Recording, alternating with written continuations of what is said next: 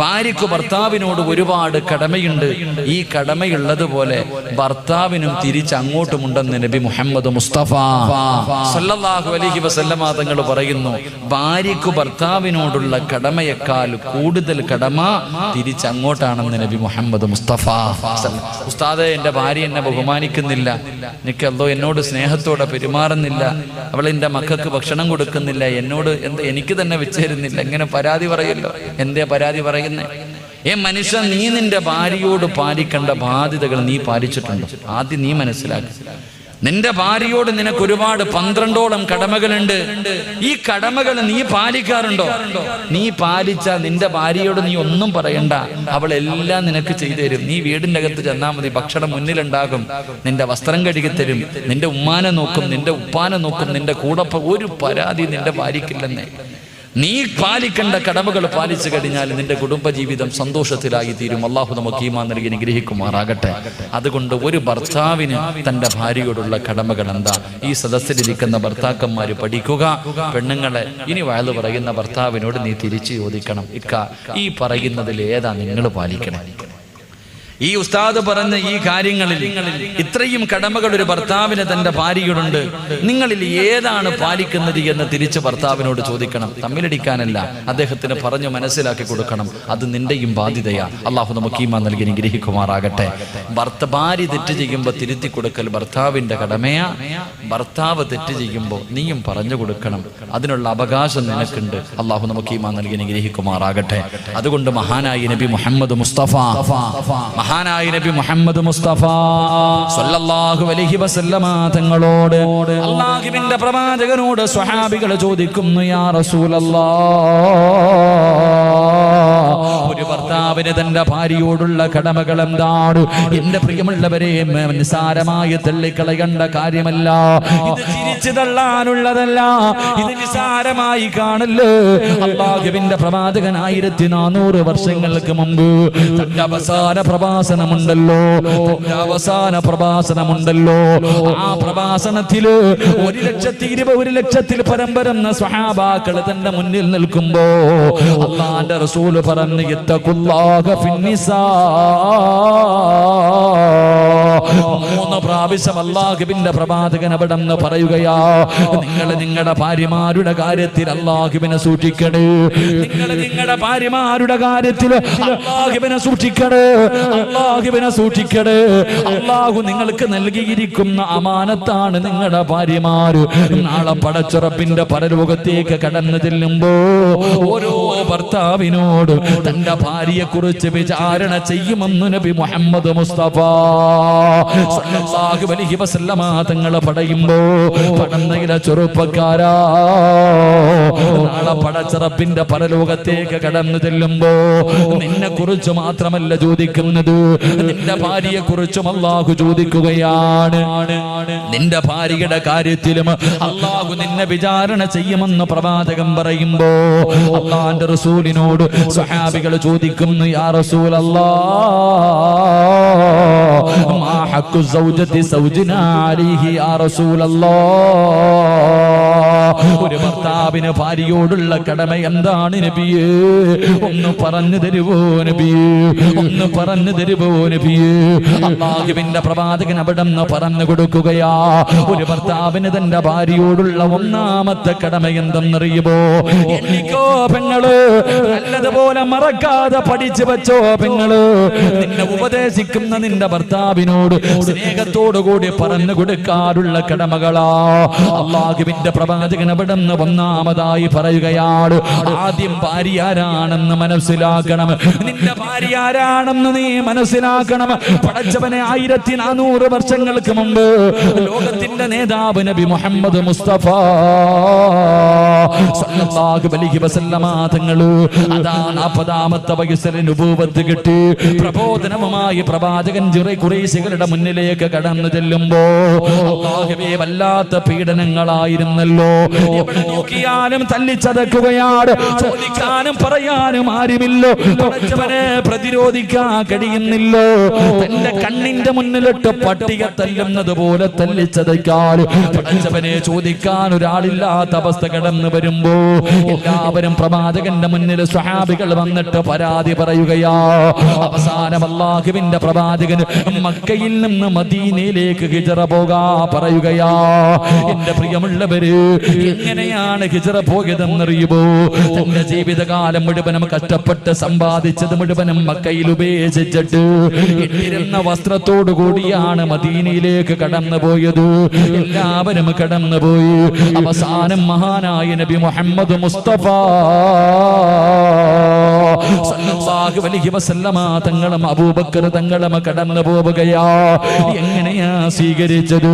Medina നിവാസികൾ എങ്ങനെയാണ് സ്വീകരിച്ചത്? മുഹാജിരീങ്ങൾ അൻസ്വാരീങ്ങൾ സ്വീകരിച്ചത് എങ്ങനെയെന്നറിയുമോ?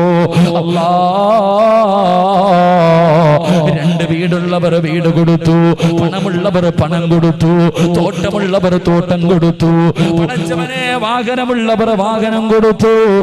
എന്തിന് രണ്ട് ഭാര്യമാരുള്ളവർ ഒരു ഭാര്യതാ തലാക്ക് പറഞ്ഞിട്ട് മുഹാജിരീങ്ങൾക്ക് വിഭാഗം കഴിച്ചു കൊടുത്തു. അൻസ്വാരീങ്ങൾ മുഹാജിരീങ്ങളെ ബഹുമാനിച്ചെന്ന് ചരിത്രം പറയുമ്പോ, സഹോദരാ, നിന്റെ കൂടെ നിൽക്കുന്ന നിന്റെ ഭാര്യ മുഹാജിറ, നിന്റെ കൂടെ ജീവിക്കുന്ന നിന്റെ ഭാര്യയുണ്ടല്ലോ, അവളൊരു മുഹാജിറാണ്. അവൾക്ക് വാപ്പയുണ്ട്, ഉമ്മയുണ്ട്, കൂടപ്പറപ്പുണ്ട്, വീടുണ്ട്, നാടുണ്ട്, കുടുംബക്കാരുണ്ട്. പക്ഷേ നീ നിന്റെ ഭാര്യ മഹർ കൊടുത്ത് വിഭാഗം കഴിച്ചു കഴിഞ്ഞപ്പോ അന്നു മുതൽ നിന്റെ വാപ്പയാണ് അവളുടെ വാപ്പ, നിന്റെ ഉമ്മയാണ് അവളുടെ ഉമ്മ, നിന്റെ കൂടപ്പറപ്പ് അവളുടെ കൂടപ്പറപ്പ്. പടച്ചവനെ അല്ലാഹുവേ, നിന്റെതെല്ലാം അവളുടേതാവുകയാണ്. അവൾക്കൊന്നുമില്ല, അവൾക്കൊന്നുമില്ല. എല്ലാം ഉപേക്ഷിച്ചിട്ട് ഒരു മുഹാജിറിനെ പോലെ നിന്റെ ജീവിതത്തിലേക്ക് കടന്നു വന്നവളാ നിന്റെ ഭാര്യ. അതുകൊണ്ട് ചെറുപ്പക്കാരാ, അവൾക്ക് വേണ്ടത് ചെയ്തു കൊടുക്കല് നിന്റെ കടമയാണെന്ന് നബി മുഹമ്മദ് മുസ്തഫ സല്ലല്ലാഹു അലൈഹി വസല്ലമ തങ്ങൾ പറയുമ്പോ, ഒരു ഭർത്താവിന് തന്റെ ഭാര്യയോടുള്ള ഒന്നാമത്തെ കടമ എന്തെന്നറിയുവോ? പെങ്ങളെ, റസൂലുള്ളാഹി പറയുകയാണ്, ഒരു ഭർത്താവിന് തന്റെ ഭാര്യയോടുള്ള ഒന്നാമത്തെ കടമ എന്തെന്നറിയുവോ? നീ കഴിക്കുന്ന ഭക്ഷണം നിന്റെ ഭാര്യയെയും കഴിപ്പിക്കണമെന്ന് നബി മുഹമ്മദ് മുസ്തഫ സല്ലല്ലാഹു അലൈഹി വസല്ലമ തങ്ങൾ പറയുമ്പോ, നീ കഴിക്കുന്ന ഭക്ഷണം നിന്റെ ഭാര്യയ്ക്കും കൊടുക്കട് എന്ന് അല്ലാഹുവിന്റെ പ്രവാചകൻ അവിടെന്ന് പറയുമ്പോ, പടച്ചവനെ, ഒരു വീടിന്റെ അകത്ത് ജീവിക്കാൻ തുടങ്ങി 8 കൊല്ലങ്ങളായി. എത്ര പേരാ പടച്ചവന് ഒരുമിച്ചിരുന്ന ഭക്ഷണം കഴിക്കുന്നത് ഓർമ്മയുണ്ടോ വാപ്പാ? നീയും നിന്റെ ഭാര്യയും കൂടെ ഒരുമിച്ചിരുന്ന് ഭക്ഷണം കഴിച്ച ദിവസം നിനക്ക് ഓർമ്മയുണ്ടോ? അല്ലാഹുവിന്റെ റസൂല് പറയുകയാ, അല്ലാഹുവിന്റെ റസൂല് പറയുകയാ, പടന്നയിലെ ഏറ്റവും മനോഹരമായ വീട് ഏതെന്നറിയുമോ? അല്ലാഹുവിന്റെ റഹ്മത്ത് പെയ്തിറങ്ങുന്ന, അല്ലാഹുവിന്റെ കാരുണ്യം ഇറങ്ങുന്ന, ഏറ്റവും കൂടുതൽ ബർക്കത്തുള്ള പടന്നയിലെ വീട് ഏതെന്നറിയുമോ? ചെറുപ്പക്കാരാ,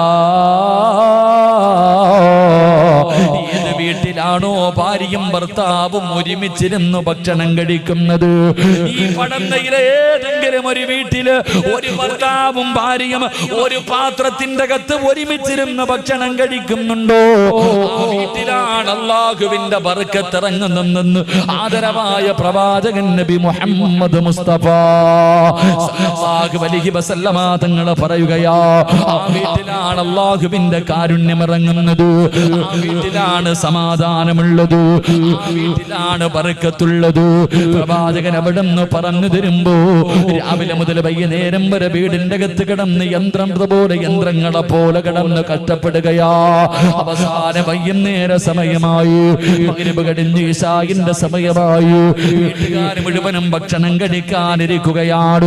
എന്റെ പ്രിയപ്പെട്ടവൾ സർവ്വതും വിളമ്പി വെക്കുകയാണ്. മോളെ, നീ കഴിക്കുന്നില്ലോ?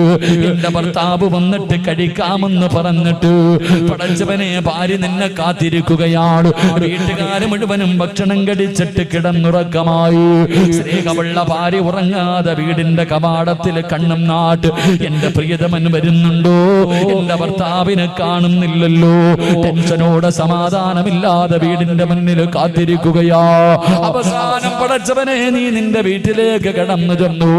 അവിടുന്ന് സലാം പറഞ്ഞു. ഭാര്യ വീടിന്റെ കവാടം തുറന്നു സലാം അടക്കുകയാ. അവിടെ നിക്കാ ഭക്ഷണം എടുക്കട്ടെ. ആ സമയത്ത് ചില ഭർത്താക്കന്മാര് പറയും, പെണ്ണ് എനിക്കൊന്ന് ഭക്ഷണം വേണ്ട, ഞാൻ എന്റെ കൂട്ടുകാരുടെ കൂടെ ഹോട്ടലിൽ പോയി വയറ് നിറച്ച് കടിച്ചിട്ടുണ്ട്. അല്ലാഹുവേ നീ വേണമെങ്കിൽ കടിച്ചോ എന്ന് കാത്തിരുന്ന ഭാര്യയോട് പറഞ്ഞിട്ട് കിടപ്പറയിലേക്ക് കടന്നു പോകുന്ന ചെറുപ്പക്കാരാ, നിന്റെ ഭാര്യയുടെ മനസ്സെന്തേടാ ചിന്തിച്ചു നോക്കാത്തത്? ആ പാവം കഴിച്ചാൽ ഇറങ്ങുവോ ഭാര്യക്ക് കഴിക്കാൻ? നിന്റെ ഭാര്യക്ക് ഭക്ഷണം കഴിക്കാൻ തോന്നുവോ? സ്നേഹമുള്ളവരെല്ലാം മടക്കി വെച്ചിട്ട് പട്ടിണി വന്നിട്ട് നിന്റെ ചാരത്ത് കിടക്കുകയാ. ചെറുപ്പക്കാരാ, കരുണയില്ലാത്തവനാകരുത്, നന്ദിയില്ലാത്തവനാകരുത്. മോനെ, നിന്റെ ഭാര്യയുടെ കൂടെ നിനക്കൊന്ന് പോയിരുന്ന് കഴിച്ചാൽ ഒരുപാടൊന്നും വേണ്ട ചെറുപ്പക്കാരാ. ഒരുരുള ഭക്ഷണം കഴിക്കാൻ നിന്റെ വയറ്റിലെ സ്ഥലമുണ്ടെങ്കിൽ നിനക്കൊന്ന് കഴിച്ചുകൂടി. നിന്റെ വയറിന്റെ അകത്ത് സ്ഥലമില്ലെങ്കിലോ അല്ലാഹുവേ ഭാര്യ കഴിക്കുന്ന പാത്രത്തിന്റെ അകത്ത് കൈയിട്ടിട്ട് ഒരുരുള ഭക്ഷണം ഭാര്യ നിന്റെ ഭാര്യയുടെ വായിലൊന്ന് വെച്ച് കൊടുക്കണം ചെറുപ്പക്കാരാ. അല്ലാഹുവേ അല്ലാതെ വയറ് നിറച്ച് തിന്നിട്ടുമെന്ന് കിടക്കുന്ന ചെറുപ്പക്കാരാ, അത് നല്ലതാണെന്ന് നിനക്കാരാ പറഞ്ഞു തന്നത്? അതൊരിക്കലും ശരിയല്ല പൊന്നുമോര്. മഹാനായ നബി മുഹമ്മദ് മുസ്തഫ സല്ലല്ലാഹു അലൈഹി വസല്ലമ തങ്ങള് ഭർത്താവ് വരുന്നതിന് മുമ്പ് ഒറ്റയ്ക്ക് തിന്നുന്ന പെണ്ണുങ്ങൾക്കും ഇത് പാടവാ. പടച്ചവരെ, ഭർത്താവും ഭാര്യയും ഒരുമിച്ചിരുന്നാണ് കഴിക്കേണ്ടത്. ഭാര്യയ്ക്ക് കൊടുക്കാതെ ഒറ്റയ്ക്ക് തിന്നുന്ന ഭർത്താക്കന്മാരോട് അല്ലാഹുവിന്റെ പ്രവാചകൻ ഒരു ദിവസമുണ്ടല്ലോ വിശന്ന വയറോടെ വീട്ടിലേക്ക് കടന്നു വരികയാ. ആയിഷ, എനിക്ക് വിശക്കുന്നു, എന്തെങ്കിലും കഴിക്കാറുണ്ടോ ആയിഷ? ആയിഷ ബീവി റളിയല്ലാഹു തആല അൻഹ 3 റൊട്ടി എടുത്ത് കൊണ്ടുവരികയാണ്. 3 റൊട്ടി എടുത്ത് കൊണ്ടുവന്ന് പ്രവാചകന്റെ മുന്നിലേക്ക് വെച്ചു കൊടുത്തു. യാ റസൂലല്ലാഹ്, ഈ 3 റൊട്ടിയല്ലാതെ ഒന്നുമില്ല നബിയേ എന്ന് പറഞ്ഞുകൊണ്ട് പ്രവാചകന്റെ മുന്നിൽ ഭക്ഷണം കൊണ്ടുവെക്കുകയാ. അള്ളാന്റെ റസൂല് കടിക്കാൻ തുടങ്ങി. 3 റൊട്ടിയും അല്ലാഹുവിന്റെ പ്രവാചകൻ കടിച്ചു. 3 റൊട്ടിയും അള്ളാന്റെ റസൂല് ഒറ്റയ്ക്കങ്ങ് കഴിക്കുകയാണ്. ഭക്ഷണം കടിച്ചു കഴിഞ്ഞപ്പോ പ്രവാചകൻ ഇരുന്ന് കരയുകയാ. എന്റെ ചെറുപ്പക്കാരാ, ലോകത്തിന്റെ നേതാവിന്റെ കണ്ണിങ്ങനെ നിറഞ്ഞു ഒഴുകുകയാണ്. പ്രവാചകന് കരയുന്നത് കണ്ടപ്പോ ആയിഷ ബീബി റളിയല്ലാഹു തആല അൻഹ അവിടുന്ന് ചോദിച്ചു, നബിയേ യാ റസൂലല്ലാഹ്, എന്തിനാ നബിയേ കരയുന്നത്? ആയിഷ, നിനക്ക് തരാതെ ഞാൻ തിന്നല്ലോ ആയിഷ. ഇന്ന് നിന്നെ ഞാൻ പട്ടിണി കിട്ടല്ലോ, നിനക്ക് തരാതെ ഞാൻ കഴിച്ചു പോയല്ലോ. അറിയാതെ കഴിച്ചു പോയതാ റസൂലുള്ളാഹി, അറിയാതെ കഴിച്ചു പോയതോ. പടച്ചവരെ, പ്രവാചകനോട് കരയുന്ന ഭർത്താവിനോട് ആയിഷ ബീബി റളിയല്ലാഹു തആല അൻഹ പറയുകയാ, നബിയേ അങ്ങ് കഴിക്കുന്നത് കണ്ടപ്പോഴേ എന്റെ വയറ് നിറഞ്ഞു പോയി നബിയേ. അല്ലാഹുവിന്റെ പ്രവാചകൻ അവിടുന്ന് ചോദിച്ചു, ആയിഷ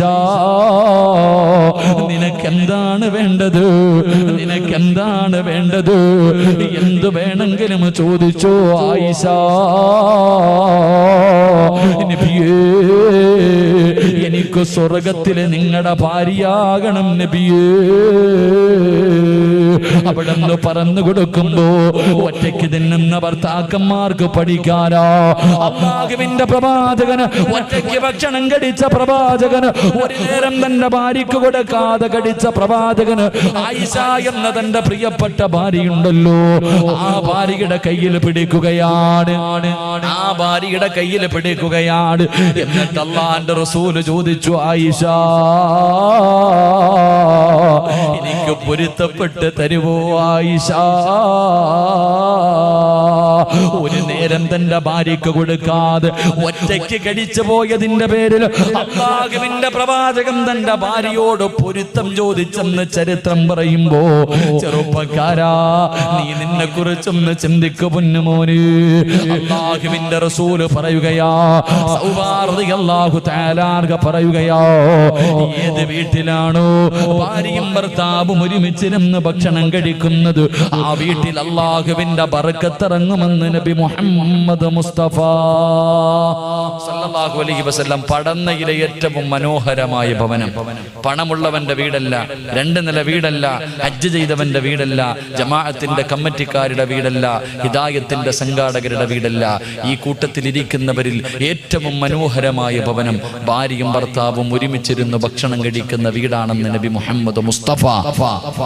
ഉറക്കെ നബി മുഹമ്മദ് മുസ്തഫ, ഉറക്കെ നബി മുഹമ്മദ് മുസ്തഫ. നിങ്ങൾ ചിന്തിക്ക്, നിങ്ങൾ എത്ര പേരാ ഒരുമിച്ചിരുന്ന് ഭക്ഷണം കഴിക്കണം?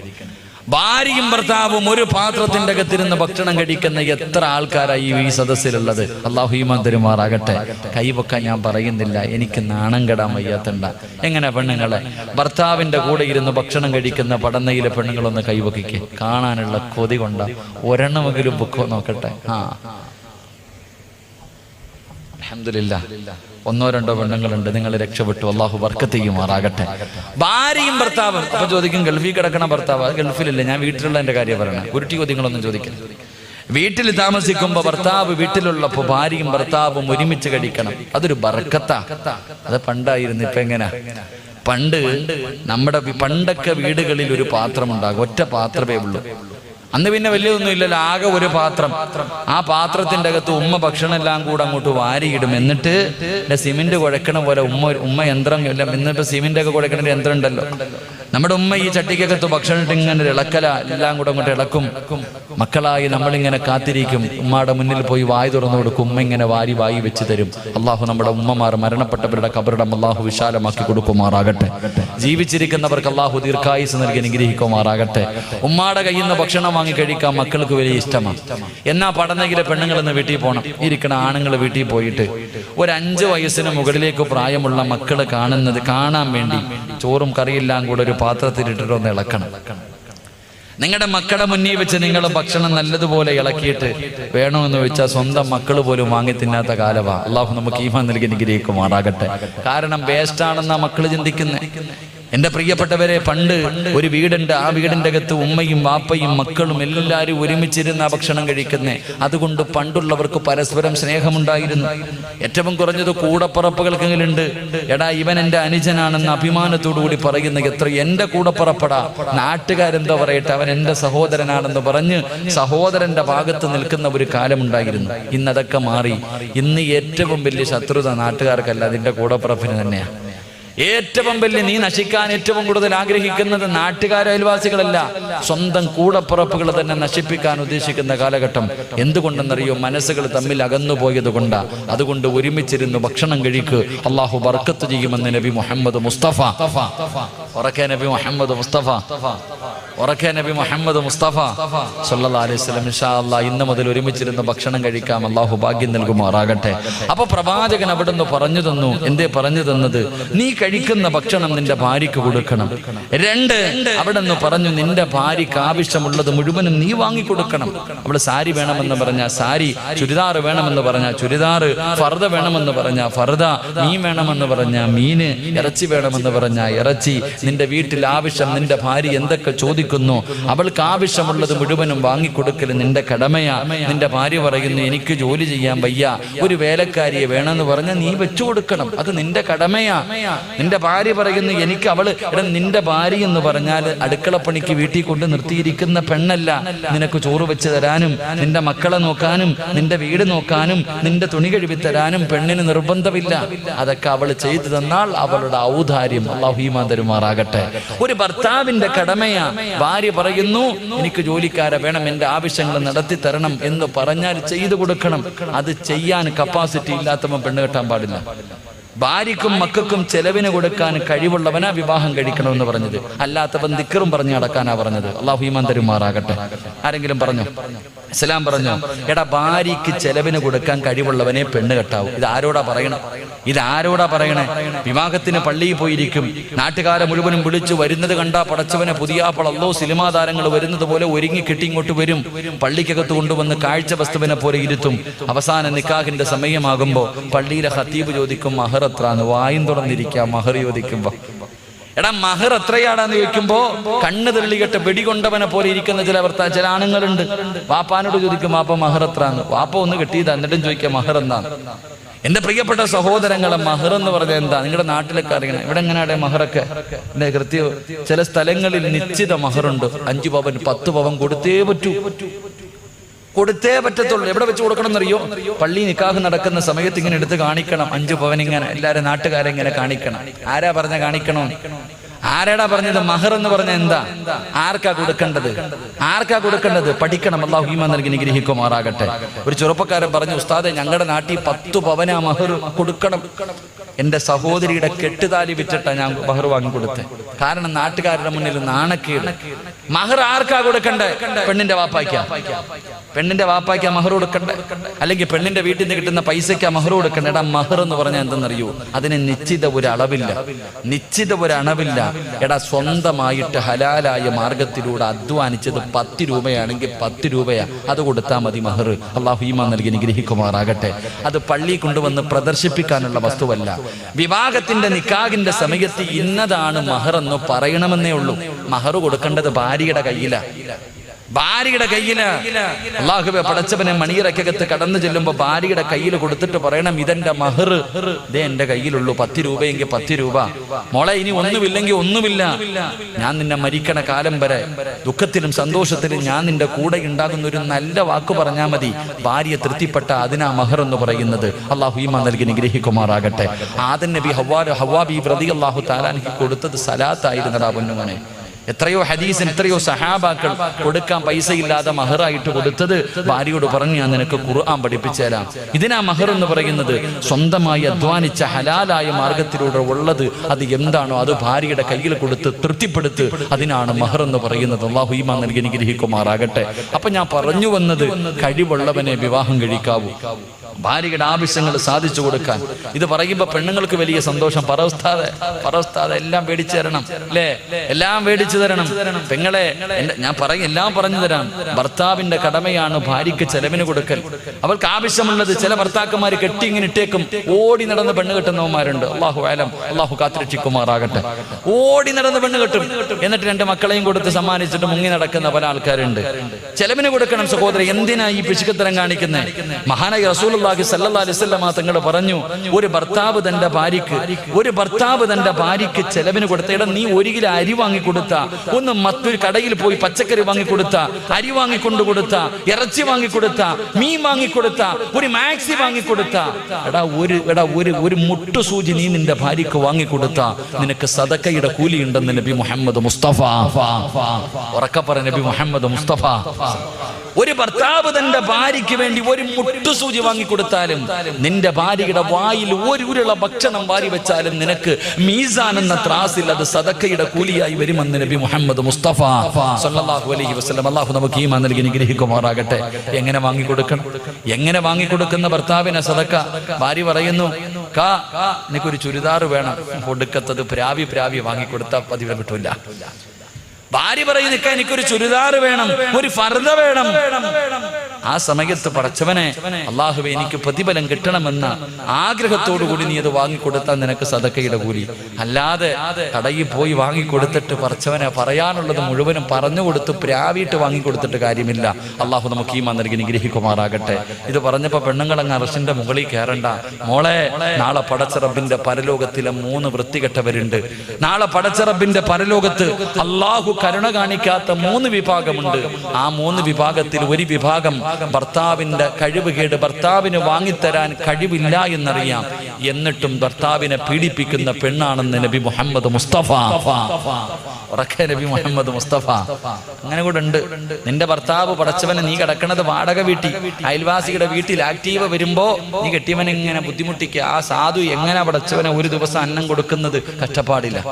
ഭർത്താവിന്റെ സാമ്പത്തിക സ്രോതസ് കൂടെ മനസ്സിലാക്കണം, കപ്പാസിറ്റി കൂടെ മനസ്സിലാക്കിയിട്ട് വേണം നീ പലതും പറയാൻ. അള്ളാഹു നമുക്ക് ഈമാൻ നൽകുമാറാകട്ടെ. അതുകൊണ്ട് പ്രവാചകൻ പറഞ്ഞു സ്വല്ലല്ലാഹു അലൈഹി വസല്ലം, ഒരു ഭർത്താവിന്റെ കടമ നീ കഴിക്കുന്ന ഭക്ഷണം നിന്റെ ഭാര്യയ്ക്ക് കൊടുക്കണം, വേർതിരിവ് കാണിക്കരുത്, ഒറ്റയ്ക്ക് കഴിക്കരുതെന്ന് നബി മുഹമ്മദ് മുസ്തഫ സ്വല്ലല്ലാഹു അലൈഹി വസല്ലം. അള്ളാഹു പാലിക്കാൻ ഭാഗ്യം തരുമാറാകട്ടെ. അള്ളാഹു പാലിക്കാൻ ഭാഗ്യം തരുമാറാകട്ടെ. 2, അള്ളാഹുവിന്റെ പ്രവാചകൻ അവിടെന്ന് പറയുകയാ, അള്ളാഹുവിന്റെ റസൂൽ അവിടെന്ന് പറഞ്ഞു, സ്വഹാബാ വലാ തദ്രിബിൽ വജ്ഹ, നിങ്ങളുടെ ഭാര്യമാരുടെ മുഖത്ത് നിങ്ങൾ അടിക്കല്ലേ. അള്ളാഹുവിന്റെ റസൂൽ അവിടെന്ന് പറയുന്ന സ്വഹാബാ വലാ തദ്രിബിൽ വജ്ഹ, നിങ്ങളുടെ ഭാര്യയുടെ മുഖത്ത് നിങ്ങൾ അടിക്കല്ലേ. വലാ തുകബ്ബിഹു, നിങ്ങൾ അവളെ ചീത്ത വിളിക്കല്ലേ എന്ന് നബി മുഹമ്മദ് മുസ്തഫ സല്ലല്ലാഹു അലൈഹി വസല്ലം. 2, ഭാര്യയുടെ മുഖത്തടിക്കാൻ പാടില്ല എന്ന് നബിയുനാ റസൂലുള്ളാഹി. എന്താ ഇപ്പൊ നിങ്ങൾക്ക് ഇഷ്ടപ്പെടുന്നില്ല ഞാൻ പറയുമ്പോ? ഇഷ്ടപ്പെടുന്നില്ലേ? നിർത്തണോ? പറയണോ? നിർത്തണോ? പറയണമെന്ന് ആഗ്രഹമുള്ളവർ കൈവക്ക്. ഉസ്താദ് വാക്യം കൂടെ പറയണമെന്ന് ആഗ്രഹമുള്ളവർ. അൽഹംദുലില്ലാഹ്. റസൂലുള്ളാഹി സ്വല്ലല്ലാഹു അലൈഹി വസല്ലമ തങ്ങൾ പറഞ്ഞു, ഒരു ഭർത്താവ് തന്റെ ഭാര്യയുടെ മുഖത്തടിക്കാൻ പാടില്ല എന്ന് പറഞ്ഞാൽ ബാക്കിയുള്ള സ്ഥലത്ത് അടിക്കാമെന്നല്ല, ബാക്കിയുള്ള സ്ഥലത്ത് അടിക്കാമെന്നല്ല. എന്റെ പ്രിയപ്പെട്ടവരെ, ഭാര്യയെ തല്ലാൻ പാടില്ല, പ്രത്യേകിച്ച് മുഖത്തടിക്കാൻ പാടില്ല. നമ്മൾ അടിച്ച അവിടെ മാത്രമേ അടിക്കത്തുള്ളൂ. മുഖം ഇവിടെ അടിക്കുന്നതിന് എന്താ പറയാ? നീ എന്തോടെ പറയാൻ പേടി? ഞങ്ങളുടെ നാട്ടിലെ ഇവിടെ എന്താ പറയുന്നത്, ചിലപ്പോൾ ഈ ഭാഷയിൽ ചെറിയ വ്യത്യാസം ഉണ്ടാവുമല്ലോ. മുഖം എന്ന് പറഞ്ഞാൽ മനസ്സിലാവുമല്ലോ. എന്ത് വന്നാലും ആദ്യം അടിക്കുന്നത് ഇവിടെയാണ്. നിങ്ങളുടെ ഭാര്യയുടെ മുഖത്ത് നിങ്ങൾ തല്ലാൻ പാടില്ല. 2, ചീത്ത വിളിക്കരുത്. അല്ലാഹു അലം, ഡിക്ഷണറി പോലും അതിന്റെ അർത്ഥം കാണൂല അങ്ങനത്തെ പള്ള വിളിക്കണ ഭാര്യയെ അല്ലേ. പട്ടി, പന്നി, മറ്റേ വാപ്പ എന്തൊക്കെയാ വിളിക്കണില്ല. അല്ലാഹു അലം. ചങ്ങായിമാരെ, നിന്നെ പോലെ അഭിമാനം ഉള്ളത് അവളും, അവക്കും ഓടുന്നത് രക്തമൊക്കെ തന്നെ. പിന്നെ ആ സാധുക്കള് ക്ഷമിക്കുന്നത്. അല്ലാഹു ഈമാൻ നൽകി അനുഗ്രഹിക്കുമാറാകട്ടെ. ഭാര്യയെ ചീത്ത വിളിക്കാൻ പാടില്ല, തല്ലാൻ പാടില്ല. മഹാനായി നബി മുഹമ്മദ് മുസ്തഫ സല്ലല്ലാഹു അലൈഹി വസല്ലമ തങ്ങൾ ഭാര്യമാരെ തല്ലികെട്ടില്ല. 11 ഭാര്യമാരുമായി ജീവിച്ച പ്രവാചകൻ ഒരിക്കൽ പോലും ഒരു സാഹചര്യത്തിലും തന്റെ ഭാര്യമാരെ തല്ലികെട്ടില്ല. എന്റെ പ്രിയമുള്ളവരെ, ഏത് സാഹചര്യമാകട്ടെ, ഒരിക്കൽ പ്രവാചകനും ആയിഷ ബീബി റളിയല്ലാഹു തആല അൻഹയും തമ്മിൽ പിണങ്ങി. 2 പേരും വല്ലാത്ത, ആയിഷ ബീബി നല്ല ദേഷ്യത്തില. ആയിഷ ബീബി റളിയല്ലാഹു തആല കലി തുള്ളി നിൽക്കുക. അള്ളാഹുവിന്റെ റസൂൽ സല്ലല്ലാഹു അലൈഹി വസല്ലം തങ്ങളുടെ മുഖത്ത് നോക്കിയിട്ട് ചോദിച്ചു, നിങ്ങളാ അള്ളാഹുവിന്റെ പ്രവാചകൻ എന്ന് പറയുന്ന ആള്? റസൂലുള്ളാഹി തങ്ങളോട് ചോദിക്കുക, നിങ്ങളാ അള്ളാഹുവിന്റെ പ്രവാചകൻ എന്ന് പറയുന്ന ആള്? ആ ചോദ്യം അടികൊള്ളേണ്ട ചോദ്യമാ. പക്ഷെ അള്ളാഹുവിന്റെ പ്രവാചകൻ സല്ലല്ലാഹു അലൈഹി വസല്ലം തങ്ങൾ ആ സാഹചര്യത്തിലും തല്ലിയില്ല. അവിടെ നിന്ന് തിരിച്ചു പറഞ്ഞത് എന്തെന്നറിയുമോ? ആയിഷ, നിനക്ക് എന്നോട് സ്നേഹമുള്ളത് എപ്പോഴാ, എന്നോട് ദേഷ്യമുള്ളത് എപ്പോഴാ? എനിക്കറിയാം ആയിഷ, നീ എപ്പോഴാണ് എന്നോട് സ്നേഹമുള്ളത്, എപ്പോഴാണ് എന്നോട് സ്നേഹമില്ലാത്തത്, എനിക്കറിയാം. അപ്പൊ ഉടനെ ചോദിച്ചു, നബി എങ്ങനെ അറിയാൻ നബിയെ? അതാ അള്ളാഹു നമുക്ക് ഈമാൻ നൽകി അനുഗ്രഹിക്കുമാറാകട്ടെ. എന്റെ പ്രിയമുള്ള സഹോദരങ്ങളെ, ഭാര്യ പെട്ടെന്ന്, പെണ്ണുങ്ങൾക്ക് പെട്ടെന്ന് ദേഷ്യം വരും. പെണ്ണുങ്ങൾക്ക് പെട്ടെന്ന് ദേഷ്യം വരും. അതുകൊണ്ട് ഭർത്താക്കന്മാര് മനസ്സിലാക്കേണ്ടത്, ഭാര്യമാര് ദേഷ്യത്തിലാണെന്ന് മനസ്സിലായ ഭർത്താക്കന്മാര് മിണ്ടാതിരിക്കണമെന്ന് മഹാന്മാര് പറയുന്നു. ഭാര്യ ദേഷ്യത്തിലാണെന്ന് മനസ്സിലായ ഭർത്താവ് മിണ്ടാതിരിക്കണം. കാരണം എന്തേ? അവൾ ദേഷ്യത്തിലായത് കാരണം നമ്മൾ എന്തെങ്കിലും പറയുമ്പോൾ അവള് മറുപടി പറയും. എന്ന് പറഞ്ഞാൽ തറുതല പറയും. നമ്മൾ എന്തെങ്കിലും പറയും, ഉടനെ അവള് തറുതല പറയും. പറഞ്ഞു കഴിഞ്ഞാൽ പിന്നെ നമ്മൾ എന്ത് ചെയ്യും? അവളെ തല്ലുകൊടുക്കും. തല്ലുകൊണ്ടാ വാങ്ങിച്ചോണ്ട് പോയിരിക്കോ? ഇല്ല. പിന്നെയും തായിക്കാന്ന് പറഞ്ഞ് പുറകെ വരും. നീ പിന്നെ വലിയ കരുണയുള്ളവനെ, വാരി അങ്ങ് കൊടുക്കും. അവസാനം ബാഗും പെട്ടി എടുത്തോണ്ട് വീട്ടിൽ പോകും. വാപ്പായും വിളിച്ചോണ്ട് പടന്നയിലോ അല്ലെങ്കിൽ എവിടെങ്കിലും പോയി പോലീസ് സ്റ്റേഷനിൽ പോയിട്ട് പറയും, എന്നെ പീഡിപ്പിച്ചെന്ന്. അകത്ത് പോയി കിടന്ന് ഉണ്ട തിന്നണ്ട വരും. അള്ളാഹു കാത്തിരക്ഷിക്കുമാറാകട്ടെ. അതുകൊണ്ട് അത് തന്നെ, ഭാര്യമാര് ദേഷ്യത്തിലാണെങ്കിൽ നമ്മൾ എന്തെങ്കിലും പറയും, തറുതല പറയുമ്പോ നമുക്ക് ദേഷ്യം വരും, നമ്മൾ തല്ലും. എന്നാ ഒന്നീ നിർത്തുവോ? ഒന്നീ നിർത്തോ? ഇല്ല. അവൾ പിന്നെയും പറഞ്ഞുകൊണ്ട് വരും, നീ കൊടുത്തുകൊണ്ടേയിരിക്കും. അവസാനം പിന്നെ അകത്ത് പോയി കിടക്കേണ്ടി വരും. അള്ളാഹു കാത്തിരക്ഷിക്കുമാറാകട്ടെ. ഏറ്റവും നല്ലത് മിണ്ടാതിരിക്കും. എനിക്ക് നിങ്ങളോട് പറയാനുള്ളത് അത് തന്നെ. നിന്റെ ഭർത്താവിന്റെ സ്വഭാവത്തിൽ മാറ്റം കണ്ട നിന്റെ ശരീരത്തിന് നല്ലത് നീയും മിണ്ടാതിരിക്കല. അള്ളാഹു ഈമാൻ നൽകി നിഗ്രഹിക്കുമാറാകട്ടെ. പ്രവാചകൻ സല്ലല്ലാഹു അലൈഹി വസല്ലം തങ്ങൾ പറഞ്ഞു, ആയിഷ, നിനക്ക് എപ്പോഴാ എന്നോട് സ്നേഹം, എപ്പോഴാ ദേഷ്യം എനിക്കറിയാം. എങ്ങനെ അറിയാൻ നബിയെ? എങ്ങനെ? ആകാംക്ഷയോടുകൂടി അത്രയും ദേഷ്യത്തിൽ നിന്ന ഒരു കൗൺസിലിങ്ങിന്റെ വശമാണ്, അത്രയും കോപത്തിൽ നിന്ന് ആയിഷ ബീവി റളിയല്ലാഹു തആല അൻഹ ചോദിച്ചു, എങ്ങനെ അറിയാന്ന്. ആ സമയത്ത് അവിടെ നിന്ന് പറഞ്ഞു, ആയിഷ, നിനക്ക് എന്നോട് സ്നേഹമുണ്ടെങ്കിൽ മുഹമ്മദ് നബിയുടെ റബ്ബിനെ കൊണ്ടാണ് സത്യം, നീ അങ്ങനെ പറയും. എന്നോട് ദേഷ്യമാണെങ്കിൽ ലാ റബ്ബി ഇബ്രാഹിം, ഇബ്രാഹിം നബിയുടെ റബ്ബിനെ കൊണ്ടാണ് സത്യം. അങ്ങനെ പറയുമ്പോൾ എനിക്കറിയാം. സ്നേഹമുണ്ടെങ്കിലേ എൻ്റെ പേര് പറയൂ, ദേഷ്യമാണെങ്കിൽ ഇബ്രാഹിം നബിയുടെ പേര് പറയും. മഹാനായി നബി മുഹമ്മദ് മുസ്തഫ. അങ്ങനത്തെ സാഹചര്യത്തിൽ പോലും അങ്ങനെയാ പെരുമാറേണ്ടത്. അതിനാ കുടുംബജീവിതം എന്ന് പറയുന്നത്. സഫിയ ബീബി റളിയല്ലാഹു തആല അൻഹ ഒരിക്കൽ പ്രവാചകന്റെ കയ്യിൽ ഇറച്ചിക്കറി കൊണ്ടുവന്നിട്ട് കൊടുത്തു. വേറൊരു ഭാര്യ ആയിഷ ബീബി റളിയല്ലാഹു തആല അൻഹ വീടിന്റെ അകത്ത് ഭക്ഷണം ഉണ്ടാക്കിയിട്ട് പ്രവാചകനെ കാത്തിരിക്കുക.